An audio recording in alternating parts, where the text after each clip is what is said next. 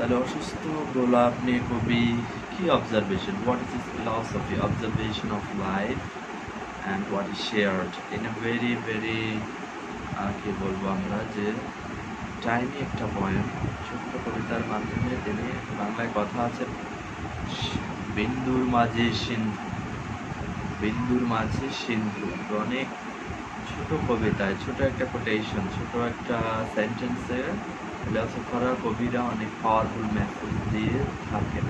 এবং in this connection let me tell you one thing, যে জাপানে একটা কবিতার উৎপত্তি হয়েছে অনেক আগে, সেটাকে বলা হয় হাইকু কবিতা। হাইকু, হ্যাঁ, এটা মেনলি জাপান থেকে উৎপত্তি, পরবর্তীতে এটা পপুলার হয়েছে। এবং হাইকু কবিতার বৈশিষ্ট্য হচ্ছে এটা খুব ছোট কবিতা হয়, মেবি 4 লাইন 6 or 8 লাইন, হ্যাঁ 4 লাইনই বেশিরভাগ, 4 লাইনের কবিতাগুলোকে হাইকু কবিতা বলা হয়। আমরা যে ভাব সম্প্রসারণে যে লাইনগুলো পড়েছি, তাই না, যেরকম কাটাহেরি খান প্রকানের কমল ফুলিতে দুঃখ বিনাশ লাভ হয়, কি ছোট দুটো লাইন। আবার 4 লাইনের এরকম অনেক লাইন ছিল, যে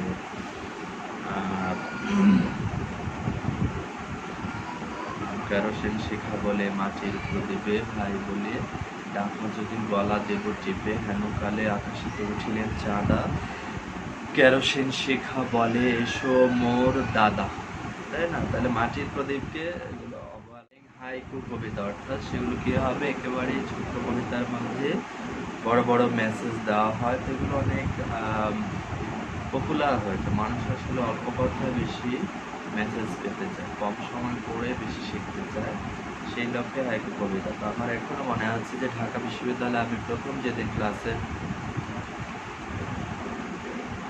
একটু এই করে উল্টা হয়ে আছে, রোটেট করে, রোটেট করা যায় না, আছে এভাবে চলবে, অসুবিধা নেই।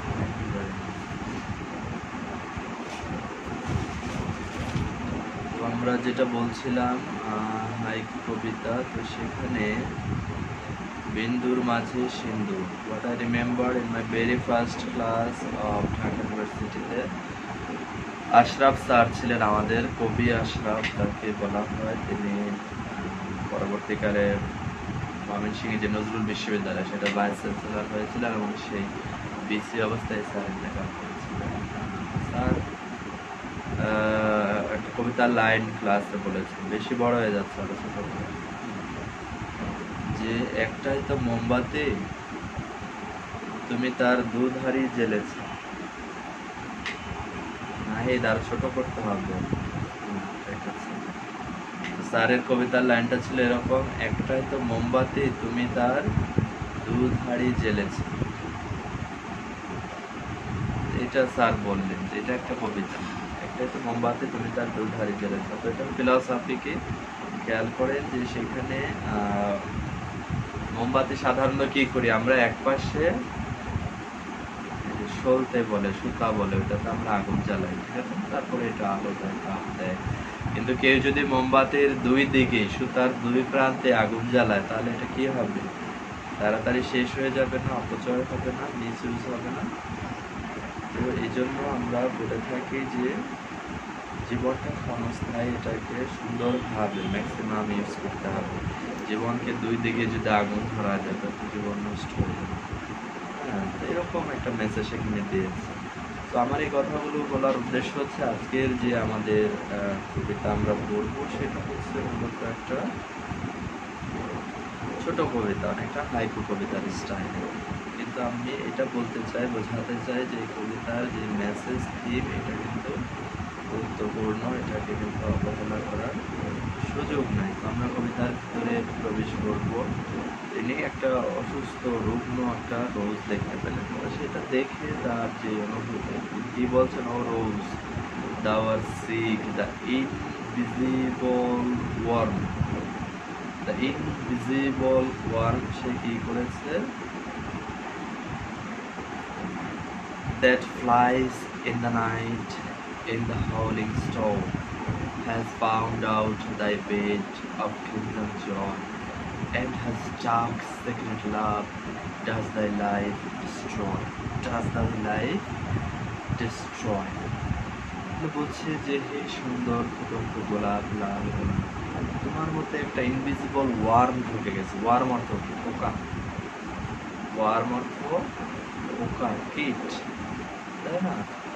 তো বলছে যে হে গোলাপ, তোমাকে তো পোকায় ধরেছে, তোমাকে তো পোকায় ধরেছে। এবং সে কি করে রাতের বেলায় এসে, that flies in the night, তোমার ভিতরে রাতের বেলায় এসে তোমাকে তোমার মধ্যে বাস করে বসে উপভোগ করে তোমার রস শুষে নেয়। হ্যাঁ, কি করে হ্যাজ ফাউন্ড আউট দাই বেড, তোমার মধ্যে, অর্থাৎ ফুলটাকে একটা বেড করেছে, কল্পনা করেছে বিছানা। তোমার মধ্যে এসে সেই পোকাটা এসে রেস্ট নেয়, আরাম করে, তোমাকে ভোগ করে অক্রিমজম জয়, এবং নিজে একটা জয়, একটা অনেকগুলো আনন্দ সে কিন্তু উপভোগ করে। এবং and his dark secret love, his dark secret love, তার গোপন অন্ধকার সিক্রেট ভালোবাসা তোমাকে দিনে দিনে শেষ করে দিচ্ছে, ডিস্ট্রয় করে দিচ্ছে। পোকা পোকা মনে করছে তোমাকে সে ভালোবাসে, তোমাকে সে কামড় দেয়, খায়, উপভোগ করে, আর বলতেছে আমি তোমাকে ভালোবাসি, আমি তোমাকে ভালোবাসি। কিন্তু তুমি তো দিন দিন ধ্বংস হয়ে যাচ্ছ, তুমি তো দিন দিন রুগ্ন হয়ে যাচ্ছ, শেষ হয়ে যাচ্ছ। তাহলে এটা হচ্ছে সিম্পল স্টোরি। তিনি একটি লাইনে সিম্পল স্টোরিটা বর্ণনা করেছেন। এটাকে মাল্টিপল ওয়েতে এক্সপ্লেইন করা যায়, সেভারেল ওয়েতে এক্সপ্লেইন করা যায়। যেরকম প্রথম যে একটা এখানে রূপক অর্থে যে ঘটনাটা কবি নিয়ে আসছে, সেটা হচ্ছে the life of women. The life of women, specially যারা কিশোরী মেয়ে, টেন্ডার। দেখা যায় আমাদের সমাজটা, পৃথিবীতে একেবারে সব জায়গায় সব যুগে এটা দেখা গেছে, মেয়েরা অনেক বেশি প্রতারণার শিকার হয়। মেয়েরা যখন উঠতি বয়স হয় 12, 13, 15, তখনই দেখা যায় যে তার চারপাশে যারা পুরুষ আছে, অ্যাকসেপ্ট নিজের বাবা, নিজের ভাই, মাহরাম কিছু বাদ দিলে, অনেক ক্ষেত্রে মাহরাম সহই, তো কাজিন, চাচাতো ভাই, মামাতো ভাই, তারপরে ক্লাসমেট, পাড়া প্রতিবেশী, সবাই সবাই কিন্তু তাকে মানে একটু ভিন্নভাবে দেখে। I can't just elaborate it, but you can understand. সবাই তাকে সুযোগ দিতে চায়, তাকে মিসগাইড করতে চায়, তাকে ব্ল্যাকমেল করতে চায়, ট্রেপে ফেলতে চায়। এবং আপনারা একটু বিভিন্ন জরিপ যদি দেখেন, দেখা যাবে ম্যাক্সিমাম মেয়ে 90% বা 80% মেয়ে তো বটেই, তারা, এটা বলা হয় যে 15 বা 20 বছর বয়সের আগে, অর্থাৎ 15-র আগে কোনো না কোনোভাবে তারা হ্যারেস্ট হয়, কোনো না কোনোভাবে তারা, যেটাকে যৌন হয়রানি বলা হয়, সেক্সুয়ালি তারা হ্যারেস্ট হয়। যে সুযোগ পায় সে তার হাত ধরবে, যে সুযোগ পায় সে আরও আরেকটু অ্যাডভান্স হবে। এই যে একটা মানে critical condition, specially for women. আমি একটা সাক্ষাৎকার পড়েছি, ম্যাডোনা নাম শুনেছেন, যেখানে নায়িকা গায়িকা হিসেবে পৃথিবীর সবচেয়ে বড় সুপারস্টারদের একজন, 3জনের মধ্যে একজন বলা যায়। তো তিনি তার এক সাক্ষাৎকারে বলেছেন যে আমি আমার জীবনে প্রথম দিকে 2বার রেপ হয়েছি। আমার জীবনে প্রথম দিকে বুঝে ওঠার আগেই, মানে সে যখন স্টার হয় তখনই সে 2বার রেপ হয়েছে। আপনার যদি রিসেন্ট আরেকটা ঘটনা শুনে থাকেন যে মি টু, যে হ্যাশট্যাগটা হয়েছে মি টু ফেসবুকে, যে আমিও, মানে যেসব নারীরা অত্যাচারিত হয়েছে, যৌন নির্যাতনের শিকার হয়েছে, এবং সেটা কিন্তু আপনারা দেখেছেন যে হলিউড থেকে শুরু হয়েছে। হলিউডের যারা টপ নায়িকা, সেরা নামি দামি নায়িকা, তাদের থেকে তারা 15-20 জন মিলে একটা নাম করা পত্রিকায় একটা রিপোর্ট লিখেছে যে আমাদের দ্বারা, আমরা ওই যে হার্ভি ওয়াইনস্টাইন, সে হচ্ছে পৃথিবীর সবচেয়ে বড় প্রযোজকদের একজন। আসলে প্রযোজকরা তো টাকা বিনিয়োগ করে কি করে সিনেমা, তারপরে সে অস্কার পুরস্কারের যে কমিটি, সেখানে 5 জনের একজন ছিল।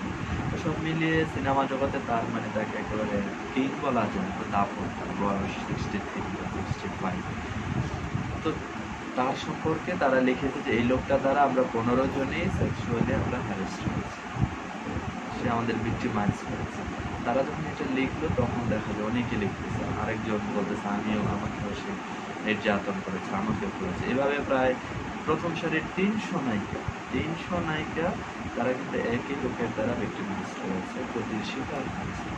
এরপরে দেখা গেল অফিসে, এখানে সব জায়গায় কিন্তু এই প্রক্রিয়াটা, নিউজটা বের হয়ে দেয়, মি টু হ্যাশট্যাগ দিয়ে সবাই লিখতেছে। এখন এটাকে যদি আমরা অ্যানালাইসিস করি, যে গ্রামের নিরীহ মানুষ, বস্তির নিরীহ মেয়ে, গার্মেন্টসের নিরীহ মেয়ে, এগুলো বাদে দিলাম, যাদের প্রভাব প্রতিপত্তি, পজিশন, শিক্ষা দীক্ষা সব আছে, সেই ধরনের মেয়েরা, প্রভাবশালী মেয়েরাও দেখা গেছে জীবনে কখনো না কখনো কোনো না কোনো পুরুষের দ্বারা অন্যায়ভাবে তার ইচ্ছার বিরুদ্ধে সো কল্ড ভালোবাসার নামে, ভালোবাসা বাদ দিলাম, প্রথমে তো জোর করে তার ইচ্ছা, এরপরে ভালোবাসার যে ছলনায় ভুলিয়ে ফাঁদে ফেলে, এটা তো আরো বড় সমস্যা। হ্যাঁ, এরপরে সত্যিকারের ভালোবাসা দিয়ে শুরু হলো, কিন্তু এটা মিথ্যা দিয়ে এন্ড হলো। তো শেষে দেখা গেছে তার জীবনে সেই পুরুষটির কোনো যে আশ্রয়, যে শেল্টার, এগুলো কিছুই পেল না, শুধুমাত্র তার যেই কি বলবো রূপ, রস, যৌবন, এগুলো ফ্যাসিলিটিটাই সে ভোগ করে গেল। এখন দেখা যাচ্ছে এগুলো নিয়ে প্রচুর লেখা হয়েছে, কবি কিন্তু অনেকটা ওদিকে ইঙ্গিত দিয়েছে। কারণ আমরা জানি গোলাপ এটা নারীরই একটা সিনোনিম। হ্যাঁ, তো যে তোমাকে তো এই যে সিক্রেট ওয়ার মাসে তার গোপন ভালোবাসা, তার যে মিথ্যা প্রলোভনের ভালোবাসা দিয়ে তোমার জীবনটাকে আস্তে আস্তে কি করছে, ডিস্ট্রয় করে দিচ্ছে। সতর্ক হতে হবে, সাবধান হতে হবে। এই জন্য দেখেন যে ওয়েস্টার্ন ওয়ার্ল্ড যেভাবে পৃথিবীটাকে সাজিয়েছে বর্তমানে, তারা একটা গাড়ি লঞ্চ করবে নতুন, তারা পাশে 2 জন মোটামুটি অর্ধনগ্ন মডেল মেয়ে দাঁড় করিয়ে দিয়েছে। যে কোনো product, what ever the product, সেখানে একটা মেয়েকে যতটা সম্ভব স্বল্প বসনা করে তাকে তার সাথে বাজারে চালিয়ে দিচ্ছে, এবং অনেক ক্ষেত্রে এটাকে মানুষ ক্রেডিট হিসাবে বলতেছে। কিন্তু দিন শেষে দেখে এগুলো মূল্য, এটা একটা বিজনেস, কমোডিটি, প্রোডাক্ট হয়ে গিয়েছে। আমি যেটা বলতে চাই, যে নারীরা মানে লাইমলাইটে আছে, মিডিয়ায় আছে, তারাও কিন্তু দেখা যায় হিউজ সংখ্যায় সত্যিকারভাবে ভালোবাসাহীন নির্যাতন করছে, রেসপেক্টহীন নির্যাতিত হচ্ছে, একেবারে ইন দ্য ডাইরেক্ট মুড। এখন এই কথাগুলো মাত্র কবি এখানে চমৎকারভাবে ফুটে উঠেছে। এটা হচ্ছে একটা আসপেক্ট মেয়েদের। এছাড়াও যদি আমরা ধরি যে এন্টায়ার হিউম্যান লাইফ, পুরুষরাও কি ক্ষতির শিকার হচ্ছে না? এন্টায়ারলি নারী পুরুষ নির্বিচারে সবাই কি ক্ষতির শিকার হচ্ছে না? নিশ্চয়ই হচ্ছে, নিশ্চয়ই হচ্ছে। অনেক পুরুষ যারা পড়াশোনা করবে, ভালো কাজ করবে, দেখা হলো যে কিছু কিছু দুষ্ট নারীর প্রভাবে তার জীবনের মুখে নষ্ট হয়ে যাচ্ছে। এই সংখ্যাটা কিন্তু কম নয়। আমি যদি একটা কোটেশন দিই ইয়ে থেকে, বিলাসী গল্প থেকে, শরৎচন্দ্র, বিখ্যাত গল্প, তারপর আমবাগান আছে, মোটামুটি গ্রামের প্রথম শ্রেণীর একটা ফ্যামিলির ছেলে। তো পরে দেখা গেল সে একটা সাপুরে মেয়েকে, বিলাসী যার নাম, সাপুরে মেয়েকে সে ভালোবেসে পছন্দ করে বিয়ে করে, ওর সাথে থাকে, ওর সাথে খায়। তো অভিজাত হিন্দু যারা ব্রাহ্মণ, এরা তাকে খুব ঘৃণা করে, অবস্থা। অন্নপাপ একটা কথা আছে, যে বিয়ে নয় করছে তাই বলে অন্নপাপ তার হাতে গিয়ে খাবে, তার বাড়িতে বাসায় গিয়ে খাবে, এটা তো হিন্দু ধর্মের চরম একটা অন্যায় কাজ। এইভাবে পুরাটাই সমালোচনা করা হয়। তো তখন শেষে একজন একটা কমেন্ট করে, হ্যাঁ একটু বিলাসী একটা মেয়ে, একটা পরিবশিত বিয়ে দেবে, সেরকম মৃত্যুঞ্জয়ের মতো একটা এলিট ছেলেকে সে কীভাবে নিজের পথে টেনে নিয়ে তাকে আটকে পৃষ্ঠে ভালোবাসার ছলনায় বেঁধে ফেলল।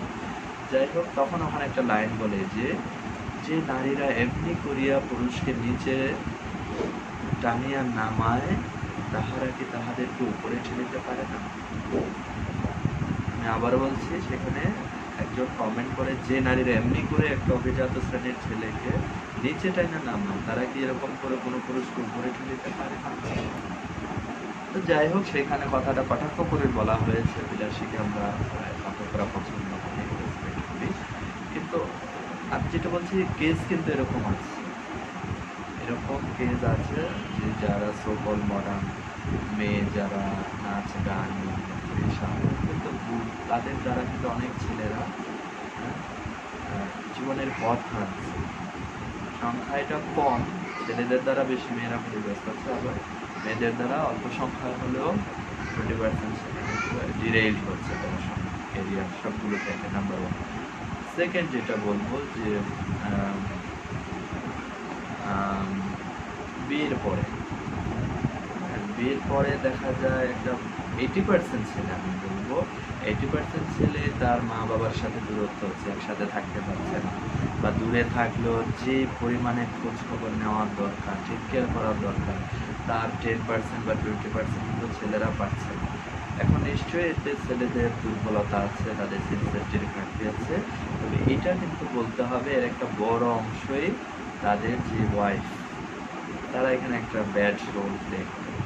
হ্যাঁ, তারা এটা একসাথে থাকাটা পছন্দ করে না, খোঁজ খবর নেওয়া, স্পেসটা দিতে চায়। বড় সংখ্যায় মেয়ে, আমি সবাইকে বলছি না, কিন্তু একটা বড় সংখ্যায় মেয়েরা কিন্তু এখানে একটু বাধা হয়ে